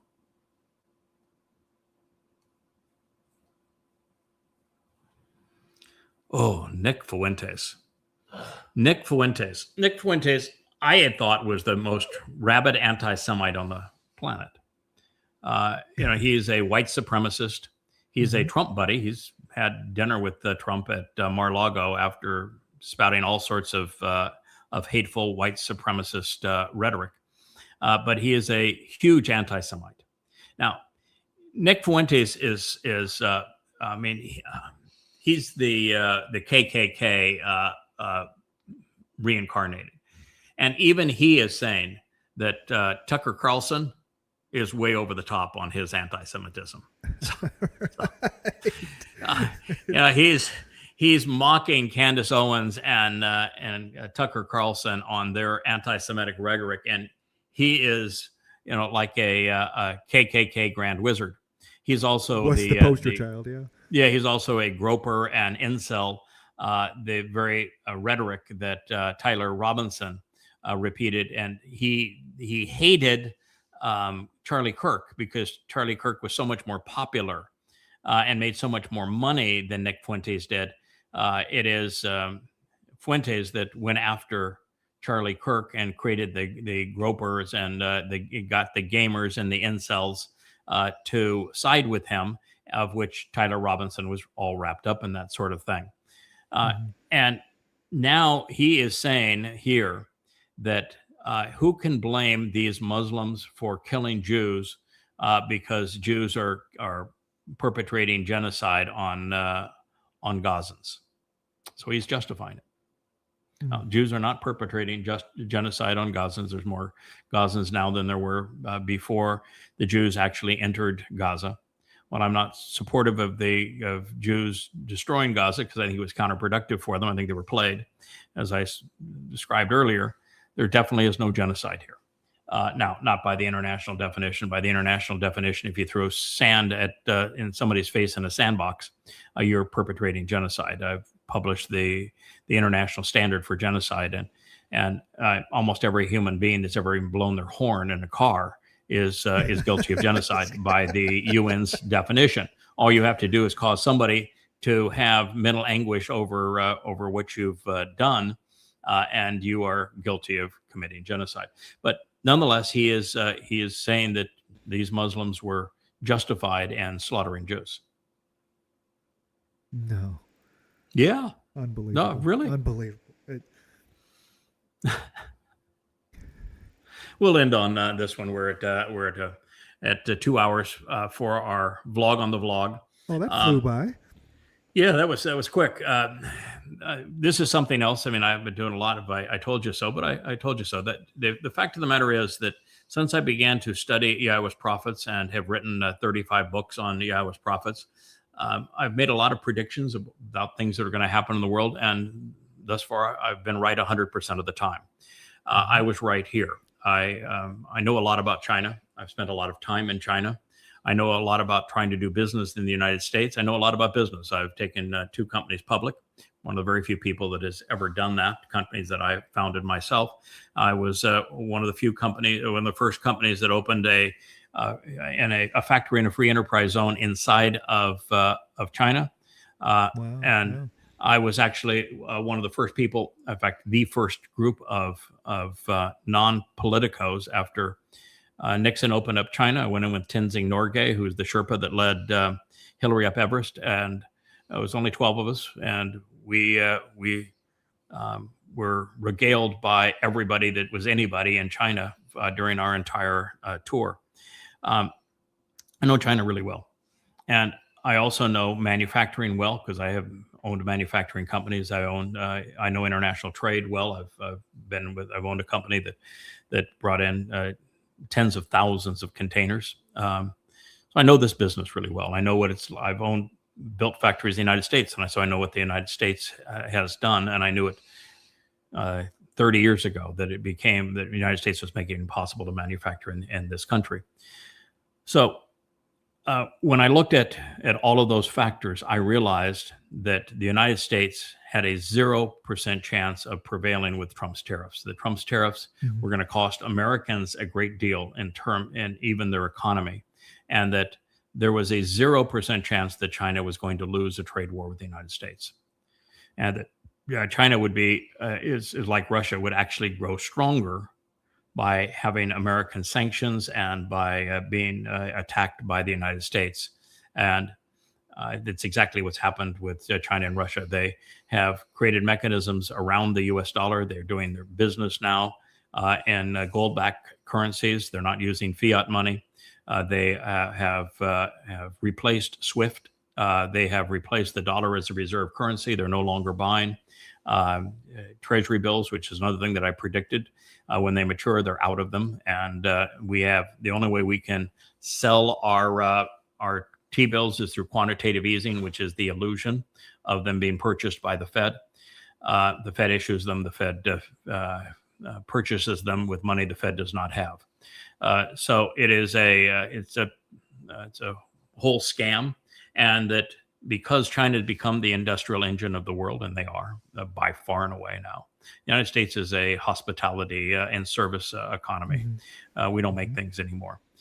China does. And when Trump decided that he was going to go after China, I knew this was going to blow up in his face, and that it would destroy the U.S. economy, and that China would prevail in every possible way, including rare earths. And they did. But what happened is even beyond what I had forecast, and that while I said that the United States trade with China is a rounding error, it's a small part of their exports. So the Chinese were in a position to replace the United States very, very easily. And the United States actually couldn't do without the rare earths or the phones or the computers or the electronics that are only sourced now in China. So the United States would have to capitulate and bring those things in and have those things untariffed, and beg the Chinese to sell them to us again, which they did. But at this point, China just posted their best trade numbers ever. Year over year, they have successfully found a way to prosper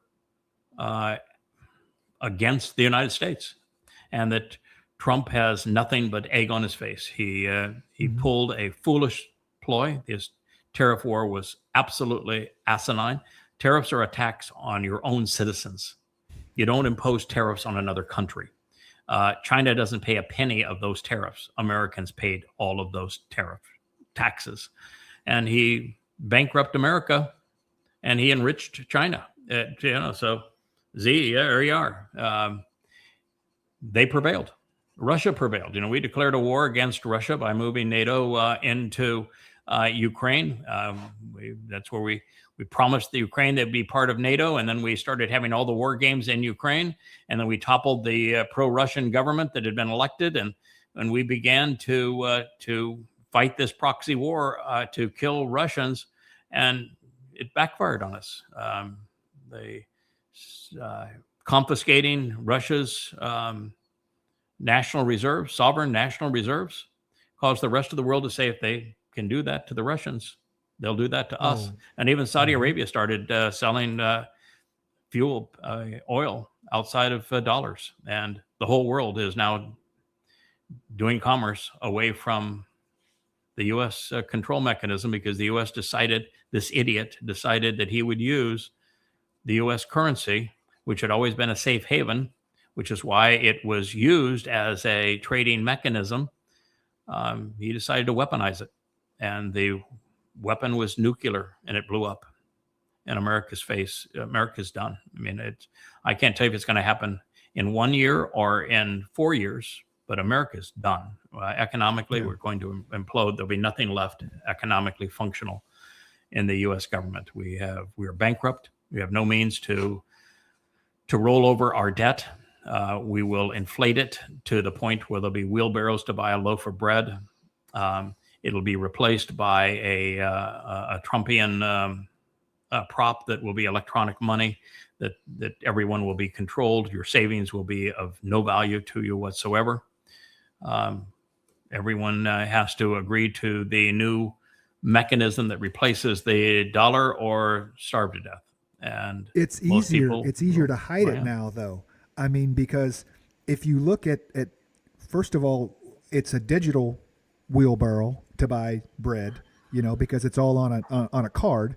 And I was also looking at a while back, you don't see the bread lines anymore because of EBT cards, because of the way that welfare is done and things like that people can't actually see the impact of it and measure for themselves in their own communities.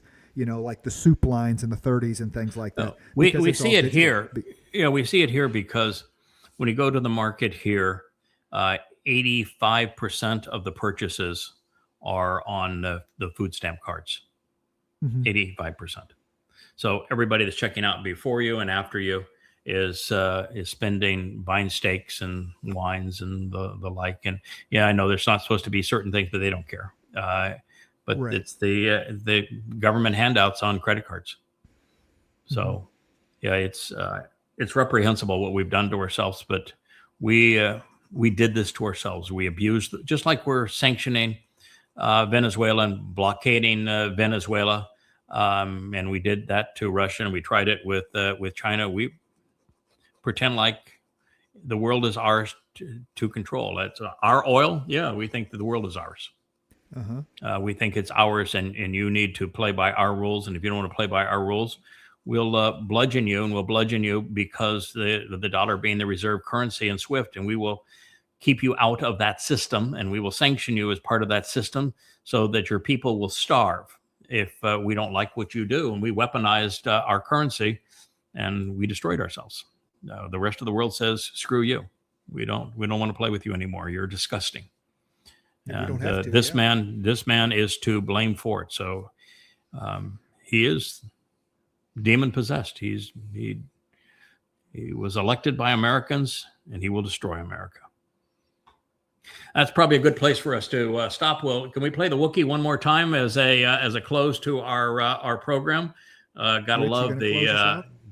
the Wook if we have it. But thank you, Kevin. I enjoyed being able to do this Absolutely. with you. Always nice I doing enjoyed it as the vlog on a blog. All right, signing off by the Wookiee.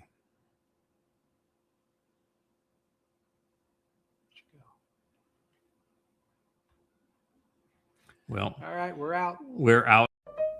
Hey kid, you got it right. This is Yada's vlog on a blog. Catch it with us now.